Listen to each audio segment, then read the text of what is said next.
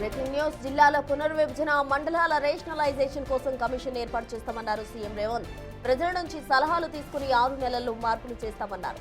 జిల్లాల పేర్లు మార్పుల విషయంలో పారదర్శకంగా ఉంటామని అసెంబ్లీలో చర్చించాకే నిర్ణయం తీసుకుంటామన్నారు.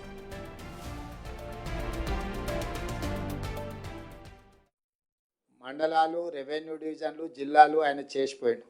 ఇప్పుడు జిల్లా ఒక నియోజకవర్గం ఉంది, ఒక జిల్లా 14 నియోజకవర్గాలు ఉన్నాయి. రకరకాలుగా ఇర్రేషనల్గా చేసిండు.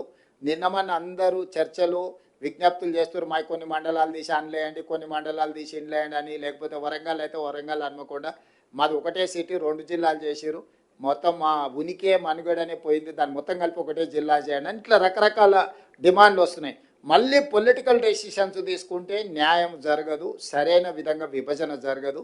తొందరలోనే ఒక రిటైర్డ్ హైకోర్టు ఆర్ సుప్రీంకోర్టు జడ్జితో పాటు ఆఫీసర్స్ను, రెవెన్యూ, ఈ ఇతర శాఖలలో పనిచేసిన అధికారులతోని మనం ఒక కమిటీ వేసుకుందాం. నియోజకవర్గాల పునర్విభజన అంటే నియోజకవర్గాల పునర్విభజన ఎట్లయితే గతంలో చేసినప్పుడు ఒక కమిషన్ వేసి ఆ కమిషన్ ద్వారా పబ్లిక్ హియరింగ్ చేసి వివిధ ప్రాంతాల పర్యటన చేసి ఎట్లయితే సమాచారాన్ని సేకరించి చేసిండ్రో, ఈరోజు మండలాలు కానీ, రెవెన్యూ డివిజన్లు కానీ, జిల్లాలు కానీ వీటిని తగ్గించడం అనను, పెంచడం అనను, వీటిని రేషనలైజ్ చేయడం అంటే వీటిని ఏ రకంగా చేయాలా, జిల్లాల మండలంలో ఎంత జనాభా ఉండాలి, రెవెన్యూ డివిజన్లో ఎంత జనాభా ఉండాలి, జిల్లాలో ఎంత జనాభా ఉండాలి అనేది ఒక ప్రాతిపదిక చేసుకోవాలి.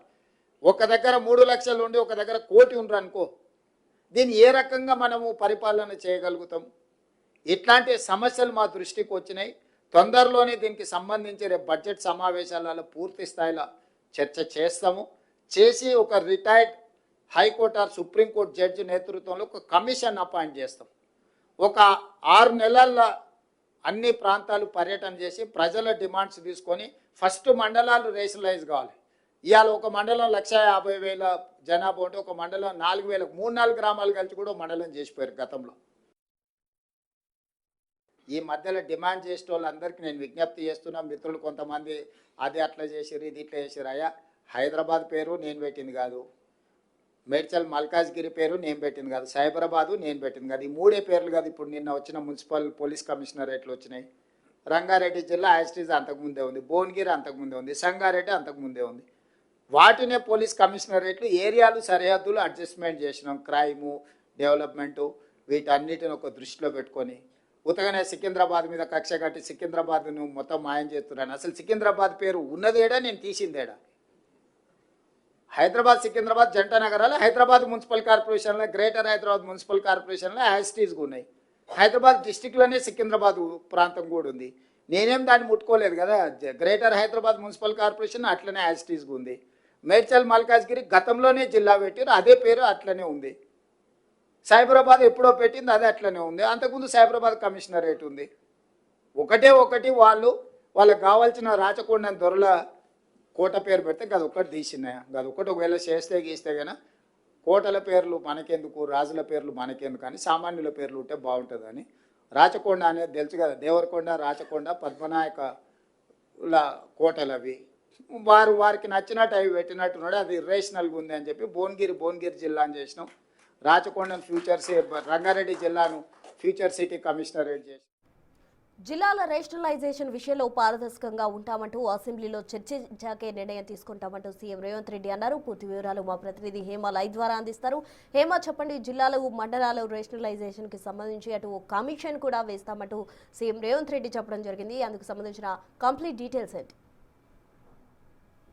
కాసేపటి క్రితమే ముఖ్యమంత్రి రేవంత్ రెడ్డి మాట్లాడుతూ ఏదైతే జిల్లాలు మండలాలకు సంబంధించినటువంటి రేషనలైజేషన్ పైన కీలక వ్యాఖ్యలు చేశారు. ఎందుకంటే గత కొద్ది రోజుల నుంచి కూడా ఎప్పుడైతే జిహెచ్ఎంసీని డివిజన్ల వారీగా కొన్ని దగ్గర విడదీశారు, కొన్ని దగ్గర కలుపుకుంటూ పోయారు.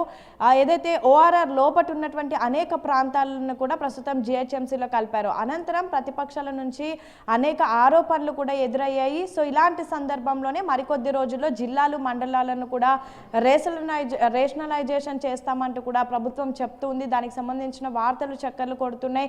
రీసెంట్గా కొన్ని కొత్త కమిషనరేట్లు కూడా అంటే మల్కాజ్గిరి లాంటివి కూడా సైబరాబాద్ని రెండుగా విడదీయడం ఇలాంటివి చాలా జరుగుతున్నాయి. అయితే వీటన్నిటికీ సంబంధించి కాసేపటి క్రితం మీడియాని అడ్రస్ చేసినటువంటి సమయంలో మీడియా మిత్రులు అడిగినటువంటి కొన్ని ప్రశ్నలకు ముఖ్యమంత్రి రేవంత్ రెడ్డి కీలక వ్యాఖ్యలు కూడా చేశారు. ఏదైతే జిల్లాల మండలాలకు సంబంధించినటువంటి రేషనలైజేషన్ విషయం పైన కొన్ని విజ్ఞప్తులు డిమాండ్స్ వస్తున్నాయి. ఎందుకంటే ఫర్ ఎగ్జాంపుల్ ఒక మండలంలో 1,00,000 జనాభా ఉంటే మరొక మండలంలో 2 లక్షల జనాభాలు ఉంటున్నారు. ప్రతి మండలంకి వెళ్ళేటటువంటి బెనిఫిషియరీ ఏదైతే ఉంటుందో అక్కడ ఉన్నటువంటి పబ్లిక్ ఎక్కువ ఉండడం వల్ల ప్రాపర్గా అందాల్సినవి అందడం లేదు. సో దీని ప్రకారం ఎవరైతే ఎక్కడెక్కడ ఏ మండలంలో ఏ విధంగా అయితే అక్కడ ఉన్నటువంటి జనాభా ఉన్నారో దానికి అనుకూలంగా ఎటువంటి పారదర్శకం లేకుండా కూడా మొత్తం రేషనలైజేషన్ అనేది ఉంటుంది. గతంలో జిల్లాలను మండలాలను ఇష్టం వచ్చినట్టుగా డివైడ్ చేశారు. ఏది కూడా ప్రాపర్ గైడ్ లైన్స్ లేకుండా కూడా ఎవరికి నచ్చినట్టుగా వారు ఇష్టం వచ్చినట్టుగా డివైడ్ చేశారు. సో ప్రస్తుతం ఏదైతే రేషనలైజేషన్ చేయాలనుకుంటున్నామో జిల్లాలు కానీ మండలాలు కానివ్వండి పునర్వ్యవస్థీకరణ త్వరలోనే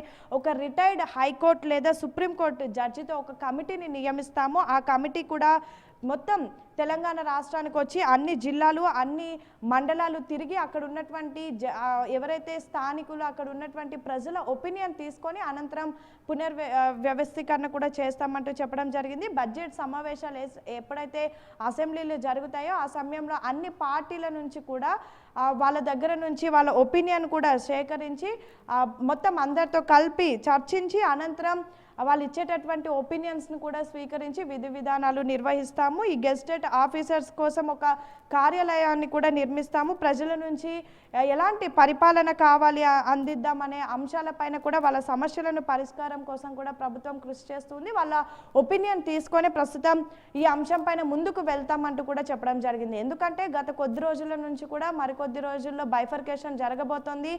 రానున్నటువంటి అసెంబ్లీ ఎన్నికలకు కానివ్వండి రానున్నటువంటి మరికొన్ని మండల ఎన్నికలు లాంటి వాటికి కూడా పెద్ద ఎత్తున కొన్ని కొత్త మండలాలు కొన్ని కొత్త జిల్లాలు కూడా యాడ్ అవుతాయి అంటూ కూడా చర్చ జరుగుతూ ఉంది. ప్రతి ఒక్కరు కూడా ఆయా జిల్లాలకు సంబంధించినటువంటి నేతలు ఆశలు కూడా పెట్టుకున్నటువంటి పరిస్థితి.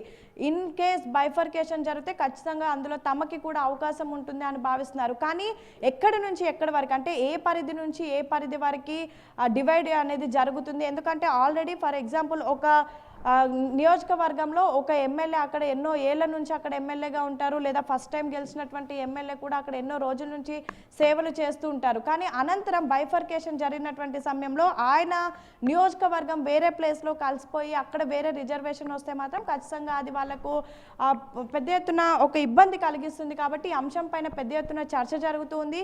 సో ఖచ్చితంగా దీనిపైన ఒక కమిటీని వేస్తాము. సుప్రీంకోర్టు కానీ హైకోర్టుకి కానీ సంబంధించినటువంటి ఒక రిటైర్డ్ న్యాయవాది ద్వారా ఒక కమిటీని వేసి ఆ కమిటీ ప్రతి ఒక్క మండలానికి ప్రతి ఒక్క జిల్లాకు వెళ్ళి అక్కడ ఉన్నటువంటి ప్రజలు స్థానిక నేతల ఒపీనియన్ తీసుకొని అనంతరం ప్రజలకు మంచి జరిగే విధంగానే ఈ ఏదైతే పునర్వ్యవస్థీకరణ ఉంటుంది అంటూ కూడా ముఖ్యమంత్రి కాసేపటి క్రితమే క్లారిటీ ఇచ్చారు. ఇక రీసెంట్ డేస్లో సికింద్రాబాద్ కానివ్వండి మల్కాజ్గిరి కానివ్వండి సైబరాబాద్ వీటికి సంబంధించి అనేక అంశాలు ప్రస్తుతం చర్చనీయాంశంగా మారుతూ ఉన్నాయి. వాటి పేర్లు మార్పు కానివ్వండి లేదంటే ఆల్రెడీ సైబరాబాద్ని ప్రస్తుతం 2 కమిషనరేట్లుగా చేయడం, మల్కాజ్గిరిలో మరొక కొత్త కమిషనరేట్ చేయడం. సో వీటన్నిటి అంశాలపైన కూడా ప్రస్తుతం చర్చ జరుగుతోంది అటు రంగారెడ్డి విషయంలో కూడా. సో దీనికి సంబంధించి కూడా ముఖ్యమంత్రి మాట్లాడుతూ 6 నెలల్లో ఈ మార్పులన్నీ చేస్తాము. కొంతమంది సికింద్రాబాద్ విషయంలో దుష్ప్రచారం చేస్తున్నారు. సికింద్రాబాద్కి పేరు నేను పెట్టలేదు, అక్కడ ఉన్నది నేను సికింద్రాబాద్లో అక్కడ ఉన్నది ఏంటి నేను మార్చేది ఏంటి అంటూ కూడా ఘాటు వ్యాఖ్యలు చేశారు. హైదరాబాద్ డిస్టిక్లో సికింద్రాబాద్ ఉంది, నేను ఎలాంటి మార్పులు కూడా చేయలేదు, పోలీస్ కమిషనరేట్ విషయంలో కూడా పేర్లు మార్చలేదు. మల్కాజ్గిరి సైబరాబాద్ డివైడ్ చేయడానికి గల కారణం అక్కడ క్రైమ్ రేట్ ఎక్కువగా పెరుగుతుంది అండ్ సైబరాబాద్ సిటీ అనేది చాలా పెద్ద అంటే ట్రై కమిషనరేట్లో సైబరాబాద్ చాలా ఎక్కువ క్రైమ్ రేట్ ఎక్కువ ఉంటుంది. ఎందుకంటే అక్కడ సాఫ్ట్వేర్ ఎంప్లాయీస్ ఎక్కువగా ఉంటారు, ఐటీ కంపెనీస్ ఎక్కువగా ఉంటాయి, అక్కడ సైబర్ ఫ్రాడ్ అనేది ఎక్కువగా జరుగుతూ ఉంటుంది.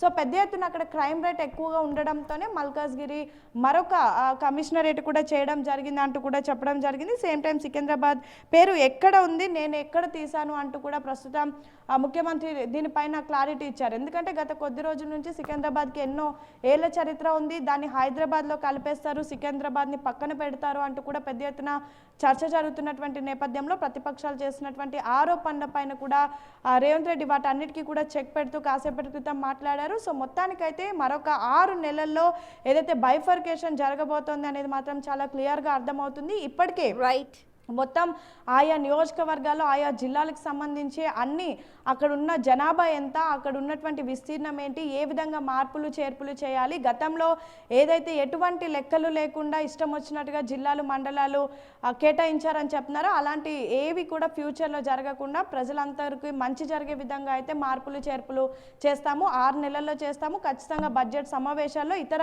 పార్టీల ఒపీనియన్ తీసుకొని అందరి ఒపీనియన్ మేరకు ప్రజలకు ఉపయోగపడే విధంగా అయితే మార్పులు చేర్పులు ఉంటాయని అయితే ముఖ్యమంత్రి చెప్పినటువంటి పరిస్థితి. Prasuna. Right, thank you Hema. మొత్తంగా ఈ జిల్లాల రీఎషనలైజేషన్కి సంబంధించి అటు సీఎం రేవంత్ రెడ్డి అయితే చెప్పడం జరిగింది. దానికి సంబంధించి ఒక కమిషన్ వేస్తాం, అనంతరం అసెంబ్లీలో చర్చించిన అనంతరమే డెసిషన్ తీసుకుంటామంటే స్పష్టం చేశారు.